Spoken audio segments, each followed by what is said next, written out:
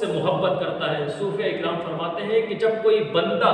روئی زمین پر بیٹھ کے ایک مرتبہ کہتا ہے اللہ، تو اللہ فوراً اس کے طرف نظر رحمت سے دیکھتا ہے اور اس کے گناہوں کو درگزر فرما دیتا ہے۔ بے شک سبحان اللہ۔ تو ایک مرتبہ اسے یاد کرنے سے وہ گناہوں کو درگزر فرما دیتا ہے اور گناہ معاف فرما دیتا ہے۔ تو وہ کتنا قریب ہوگا جو ایک مرتبہ کہتا ہے کہ یا ایھا الانسان ما غرک بربک الکریم، اے بھاگے ہوئے انسان تو میرے در پر لوٹ کے آ جا، تیرا رب بڑا ہی قریب ہے اور تو اسے قریب ہی پائے گا۔ تو یہ اس کی محبت ہے کہ بندہ گناہ کرنے تب بھی وہ رزق دیتا ہے، بندہ گناہ کرے بیمار ہوتا تو اسے شفا دیتا ہے، یہ اس کی محبت ہے۔ اور وہ تو معاف کرنے کے لیے بہانے ڈھونڈتا ہے، کوئی بہانہ ملے میں اپنے بندے کو معاف کروں، میں اپنے بندے کے گناہوں کو درگزر کروں۔ آقا کریم صلی اللہ علیہ وسلم نے فرمایا کہ جب بندے مومن توبہ کرتا ہے اور ایک مرتبہ وہ جب روتا ہے اور اگر اس کے آنسو سے صرف آنکھوں کا ایک پلک کے ایک بال بھی اگر بھیگ جائے، اگر وہ بھیگ گیا تو قیامت کے دن وہ رب کی بارگاہ میں التجا کرے گا پروردگار عالم یا تو مجھے نکال یا پھر اسے جنت عطا کر دے، یا تو اس کی آنکھ سے مجھے نکال لے یا پھر تو اسے جنت عطا کر دے۔ تو رب اس کی فریاد کو سنے گا اور فوراً جو ہے اسے جنت عطا فرما دے گا۔ تو جو روئی زمین پہ بیٹھ کے ایک مرتبہ اپنے رب کے لیے آنسو بہاتا ہے، بڑا ہی محبوب ہے اس رب کے نزدیک وہ بندہ، ایک مرتبہ روئے۔ اور آقا کریم نے فرمایا کہ جو رو کے دعا کرتا ہے اگر اس سے رونا بھی نہیں آئے، صرف وہ اپنے چہرے کو اس طریقے سے بنا لے کہ وہ درد ہے اور درد سے وہ دعا کر رہا ہے، تو آقا کریم نے فرمایا کہ میرا رب فوراً اسے عطا کر دیتا ہے۔ تو یہ اس کی محبت ہے کہ اگر وہ جو ہے کسی کو یہ نہیں دیکھتا کہ کون ہے، بس وہ اپنے بندے سے محبت فرماتا ہے۔ وہ جو حضرت ابراہیم علیہ السلام اپنے دسترخوان پر کھانا تناول کر رہے تھے تو ایک شخص نے جو دروازے پر صدا لگائی، کہا کہ میں بھوکا ہوں اور آج میں کھانے کی وجہ سے نکلا ہوں اور بھوک نے مجھے تڑپا دیا ہے، اگر چاہتے ہو اور مہربانی کرنا چاہتے ہو مجھے کھانا کھلا دو۔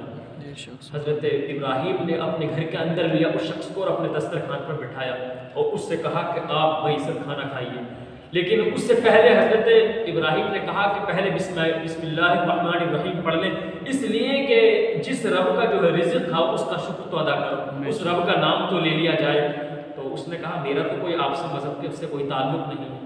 آپ کے مذہب سے میرا کوئی جو ہے تعلق نہیں ہے، اس لیے کہ میں ایسا نہیں پڑھ سکتا۔ تو کہا اگر تو رب کا نام نہیں لے سکتا تو میں کھانا بھی نہیں کھلا سکتا۔ فوراً جو ہے اسے جب اتنی بات کہی تو وہ فوراً نکل پڑا اور نکل پڑنے کے بعد جو ہے کافی دور چلا گیا، ادھر جو حضرت جبرائیل حاضر ہوئے اور رب کا پیغام لے کر، اور رب کا پیغام تھا کہ ابراہیم یہ بتاؤ اس شخص کی عمر کتنی تھی؟ کہا کہ پروردگار اس کی عمر جو ہے 84 سال ہوگی۔ کہا کہ ابراہیم تمہارا رب 84 سال سے اسے کھانا کھلا رہا تھا، کبھی اسے شکوہ نہیں کیا کہ تو میری نافرمانی کر کے میرا ہی رزق کھاتا ہے، لیکن آج تو ایک مرتبہ بھی نہیں کھلا سکے۔ کہا کہ پروردگار میں تو تیرے لیے ہی کر رہا تھا، میں تیری حمد ثنا کے لیے اسے جو ہے اس سے کہہ رہا تھا۔ تو رب نے کہا نہیں، بلکہ ہمارے بندے کو بلاؤ، ہم 84 سال سے کھانا کھلا رہے ہیں، تم بھی اسے کھانا کھلاؤ۔ حضرت ابراہیم جیسے ہی نکل کر جاتے ہیں، جانے کے بعد دیکھتے کہ وہ پہاڑی کی پتلی سمت پہنچ چکا، پھر فوراً اس کے کلائی کو پکڑتے ہیں، کہا کہ بابا آؤ کھانا کھا لو۔ کہا کہ نہیں، آپ سے پہلے میں یہاں شرط لگا دیتا ہوں کہ میں آپ کے جو مذہب میں بسم اللہ ہے اس کو نہیں پڑھ سکتا۔ کہا کہ ٹھیک ہے بابا نہیں پڑھنا، لیکن کھانا تو کھا لو۔ کہا کہ یہ بتاؤ ابھی تو بسم اللہ کے لیے آپ کھانے کے لیے راضی نہیں ہوتے جب تک میں بسم اللہ نہ پڑھوں،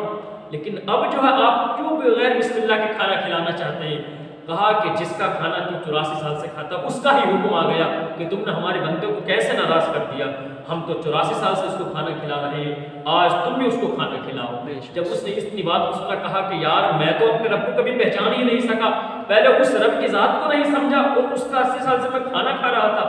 آج جو ہے پہلے اس کے مذہب میں داخل ہوں گا اور اس کے رب ایک ہونے کی جو تصدیق کروں گا کہ وہ ایک رب ہے، وہ تنہا ہے، اس کے علاوہ کوئی دوسرا نہیں، پھر اس کے بعد اس کے رزق کو کھاؤں گا۔ تو یہ رب کی محبت ہے کہ وہ اپنے بندوں کو کھلاتا رہتا ہے اور ان کے ساتھ محبت کرتا ہے اور ان سے کبھی شکوہ نہیں کرتا۔ یہ اس کی محبت کا عالم ہے اور یہ اس کی محبت